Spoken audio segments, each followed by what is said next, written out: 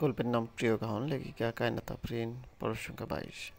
দিনগুলো পেরিয়ে গেল ঝরা পাতার দিনের মতো করে। প্রিয়তা তৃতীয় বর্ষের টানাপোড়েনের প্রভাব শেষ। এখন বিরতি নিয়ে রেজাল্ট দেওয়ার পর চতুর্থ বর্ষের অপেক্ষা।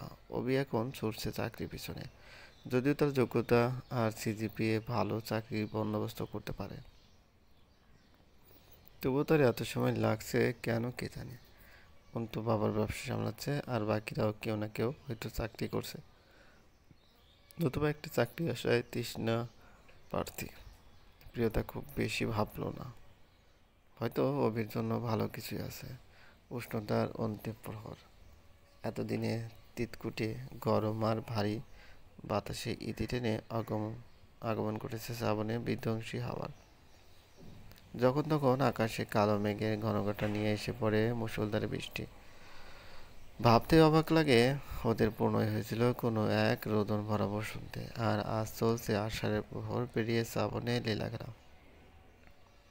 প্রিয়তা হাই তুলল আনমনে। বসে আছে তাদের বাড়ির ছাদে, পাতানো চেয়ারে। প্রতি বর্ষায় তার চাচা এখানে চেয়ার পেতে রাখে, যাতে বর্ষার ঠিক যাতে বৃষ্টির ঠিক অন্তিম মুহূর্তে এখানে বসে দৃশ্য বিলাস করতে পারে, উপভোগ করতে পারে ছোট বড় সাজানো গোছানো মানুষের বাড়িগুলো পেরিয়ে ছোট ছোট পাহাড়ি উপত্যকা।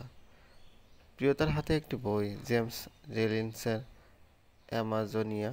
বইটি 3 দিন ধরে সে ধার নিয়েছে প্রণোর কাছে। চরম থ্রিলার আর অ্যাডভেঞ্চারস একটি বই। অনায়াসে হলিউডের একটি মুভি বানানো সম্ভব। বিকেলে আজ অনেক দিন পর দেখা যাচ্ছে মিষ্টি রোদ। এ সময় বকুল ছায়াতলে ছাদে বসে বই পড়া মন্দ ব্যাপার না। রোদের প্রতিফলনে চিকচিক করছে অনামিকা। আঙুলে পরা আংটিটি অভির চিহ্ন, এটি দিয়েছিল খুব শখ করে। অতি সাবধানে এটি নিয়ে চলাফেরা করলেও শেষ মেশ বাবা মা সবার হাতে পড়া পড়ে যায়। তারা মিটমিটি হেসেছিল শুধু যখন শুনেছে এটা অভি দিয়েছে। ও প্রিয়তা যে কিভাবে তখন নিজের মুখ লুকিয়েছিল কে জানে।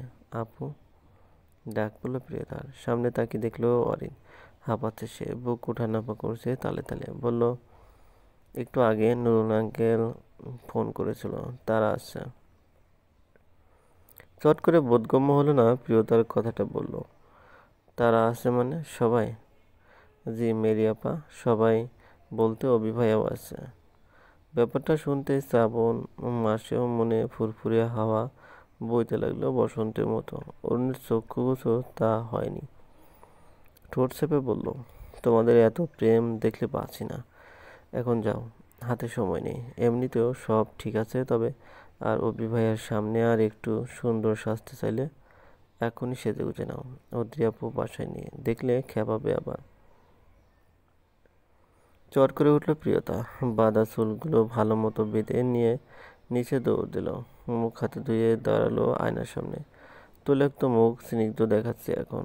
অদ্ভুতভাবে প্রিয়তা আজ সেই শুভ্র জামাটি পরেছে যেটা সে পরেছিল অবির সাথে নিশি প্রহরের সাক্ষাৎ এর মুহূর্তে।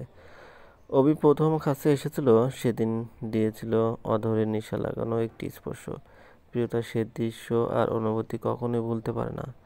চোখ বন্ধ করলে সেই সময়ের কথা ভাবলেই আর সে মতো স্পষ্ট হয়ে ওঠে সব। প্রিয়তার চোখে কাজল দিল, কাজল অভির প্রিয়। সেই সাথে কানে পড়লো ছোট পাথরের ধুল, চিকচিক করছে সেটা। এতেই প্রিয়তাকে লাগছে অপসরীর মতো।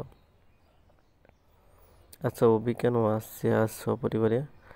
কোনো গুরুত্বপূর্ণ কিছু আছে? ভাবনা ছেদ কাটলো নিচে কলিং বেল বাজাতে। অবগত হলো তারা এসে পড়েছে। প্রিয়তার ফুপি এসেছিল এর মধ্যে, বলল পরিপাটি হয়ে থাকতে। প্রিয়তা তাই নিচে বসা করে গেল চুপটি করে, বুকের বহমান একরাশ শুভ্র অনুভূতি। অভি বসে আছে তার বাবা মায়ের পাশে। মনে তীব্র খচখচানি, এমন না যে এখানে শীতে পড়বে আসেনি, কিন্তু এবারে উত্তেজনা কিছুটা অন্যরকম। প্রিয়তাকে মাত্র দেখেছে সে, বাবা মাকে সালাম দিয়েছে, এখন তার ফুপির পিছনে দাঁড়িয়ে আছে চুপটি মেরে। তাকে দেখা মতোই ধক করে উঠল অভির বুক। ছুটতে লাগলো পাগলা ঘোড়ার মতো। মেয়েটা দিন দিন আরো মায়ারিনী হয়ে যাচ্ছে। অভির মায়ারিনী, চুপসানো মুখের উজ্জ্বল গরণ নত দৃষ্টি সবকিছু গায়ে হিম ধরিয়ে দেয়। আর চোখে তাকাচ্ছে একটু পর পর। অস্বস্তিতে ওনার মুঠো ধরে রেখেছে। অভি নিখুঁতভাবে শনাক্ত করছে প্রিয়তার প্রতিটি কার্যকলাপ। চোখের প্রগাঢ় দৃষ্টি নিবদ্ধ প্রিয়তার দিকে। প্রিয়তা তা দেখা মাত্র হিম হলো, নত করল মুখ, চোখাচোখি হওয়ার আর সাহস পেল না। অভি এমন কেন একটু কঠোর দৃষ্টিতে বুকে কাঁপন ধরিয়ে দেয়। নুরুল সাহেব একটা হাসি দিলেন, প্রিয়তার বাবার দিকে তাকিয়ে বললেন, আসলে অনেক কথা তো বললাম, তবে এগুলো জরুরি বিষয় নয়। আমরা একটি ব্যাপার জানাতে এসেছি। এতক্ষণ হাসি আনন্দে পরিপূর্ণ মুখ নিমিষেই গম্ভীর হয়ে গেল। অজান্তে একটি ভয় পেলেন প্রিয়তার মা। সব ঠিক আছে তো? তার মেয়ে তো পাগল, এ উলটপালট কিছু করলো না তো? তাই তিনি ভয়ে ভয়ে বললেন, সব ঠিক আছে তো? আরে ভাবি, ভয় পাবেন না, সবই আলহামদুলিল্লাহ ঠিক আছে। আসলে একটি সংবাদ নিয়ে এসেছি। এটা আপনাদের কাছে সুসংবাদ হবে না অন্য কিছু তা বুঝতে পারছি না। আসলে অভির জব হয়ে গেছে। নিঃশ্বাস ফেলল সবাই। অভি যা ছেলে, আজ হোক বা কাল একটা ভালো চাকরি পেতই।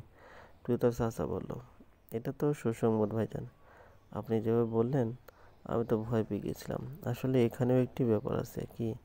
নিঃশ্বাস ফেলল নুরুল সাহেব, জড়ানো গলায় বলল, ইউএসএতে জবটা হয়েছে অভির।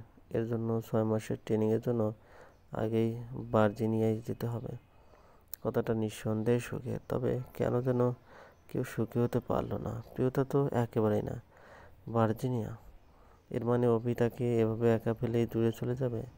আর এসব কাজ তো একদিনে হয়নি। তাহলে জানালো না কেন এত বিরাট ঘটনা?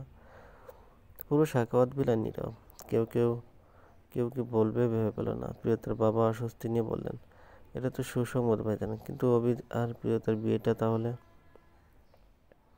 সেটাই সমস্যা ভাইজান। 6 মাসের ট্রেনিং হলেও সেখানে সবটা সামলানো অভির জন্য বছর কয়েকের ব্যাপার দাঁড়াবে। আর ওখানে যাওয়া মানে ওর লাইফ সেটেল। এখন সিদ্ধান্ত আপনাদের হাতে দিচ্ছি। আপনারা স্থগিত রাখবেন নাকি ভেঙে ফেলবেন? ভেঙে ফেলবেন কথাটি কি চট করেই না বলে ফেলল সে।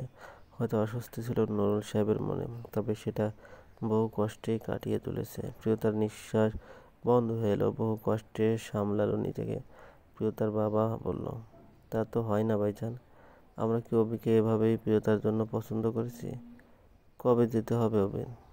এ মাসেই। এটা আরো মর্মাহত খবর মনে হলো প্রিয়তার কাছে। কথা বলল না সে, চুপচাপ শুনে গেল বড়দের কথা। তন্মধ্যে অভি চট করে বলল, আপনারা প্রিয়তা থেকে মতামত নিয়ে নেবেন আঙ্কেল আন্টি। আমার জন্য কেউ অপেক্ষা করবে? আমি নিশ্চয়ই এটা চাইবো না। তবুও আমি ওর সিদ্ধান্তকে মেনে নেব। কথা হলো আর অল্পক্ষণ, অতঃপর চলে গেল তারা। প্রিয়তার পরিবারে এক্ষেত্রে কোনো আপত্তি নেই দেখে প্রিয়তার অভিমান হলো খুব। বিয়ের জন্য এত বছর অপেক্ষা, বাবা মা এমন কেন? একবারও জানার প্রয়োজন বোধ করলো না যে অভি চলে গেলে সে সুখী হতে পারবে না। এই প্রথম নিজেকে স্বার্থপর লাগছে প্রিয়তার, কিন্তু কিছুই করার নেই। অভির এমন ব্যবহারেও কাঁদিয়ে দিল তাকে। তাই এক প্রকার রাগ হয়ে সে পরিবারের সাথে কথা বলা ছেড়ে দিল। অভির দোষ দিবে কেন সে, যেদিকে পরিবারই তাকে মূল্য দেয় না? দুদিন ধরে বাবার সাথে কথা বললো না প্রিয়তা। শুধু বাবার সাথে বললে ভুল হবে, এক প্রকার কারোর সাথে না। গুমোট হয়ে ঘরে বসে রইল। বন্ধু বান্ধবরা ফোন করে এদিক ওদিক দেওয়ার জন্য তাগাদা দেয়, তবু সে নীরব। ওদিও মনমরা হয়ে গেল প্রিয়তার জন্য। মনে মনে আরও এক দফা ইচ্ছে হলো অবিকে দুলাভাই থেকে বহিষ্কার করার। কিন্তু এখানে তো তারও কোনো দোষ নেই। অদ্রি বলল, আর কত এভাবে থাকবি জানো? ব্যাপারটা ক্লিয়ার করা উচিত না? কি ক্লিয়ার করবো আমি? তোর কথা বলা উচিত। কম তো ফোন দিচ্ছে না ভাইয়া। একবার তো তাকে জানা এভাবেই নিজেকে কষ্ট দিচ্ছিস, ভাইয়াকেও কষ্ট দিচ্ছিস। প্রিয়তা কিছু বলল না, চুপচাপ ওর দিকে এড়িয়ে চলে গেল। বেশ কয়েকদিন অভিকে ভার্সিটির আশেপাশে দেখলো প্রিয়তা। অভির এখানে কাজ শেষ, তবুও এখানে সে কেন আসে তা প্রিয়তা সহ গোটা ক্যাম্পাস জানে। অস্থির লাগে অভিকে, কিন্তু অন্তু তখন তারই হবু বউকে এখনও পটেটো বলে খ্যাপায় ধুমধাম কিল বসিয়ে দেয়। প্রিয়তা দেখে, বুঝে, তবুও কিছু বলে না। সন্ধ্যায় মোড় থেকে তুষি-রুষির জন্য ফুচকা আনতে গেলে সেখানে বন্ধুদের সাথে ঘোরাফেরা করে অভি। ক্লান্ত দেহ, সারাদিন অ্যাম্বাসির চক্করে দিন যায়, তবুও এখানে আসতে ভুলে না। প্রিয়তা কারোর সাথে কথায় কথায় আছে, কাছে দাঁড়ালে সতর্ক করে ইশারায়। প্রিয়তা তা দেখে নিশ্চুপ। কি দরকার মায়া বাড়ানোর? মানুষটা তো চলেই যাবে বলে ফোন করেছে। এতদিন চুপ থাকলেও সেদিন অভি ঘটালো ভয়াবহ কাণ্ড। মিথিকে পড়িয়ে আসছিল প্রিয়তা।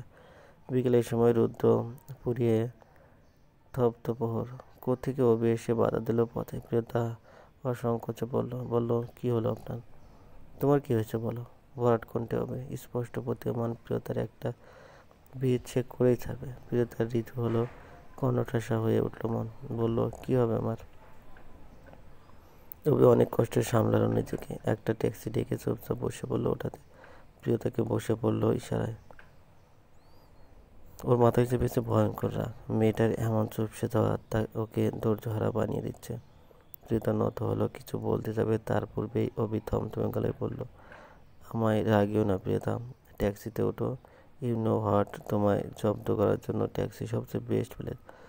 তোমার কি হয়েছে সেটা যতক্ষণ অবধি তুমি না বলবে ততক্ষণ তুমি নিজের পাবে না, নিস্তার পাবে না। প্রিয়তা দমে গেল।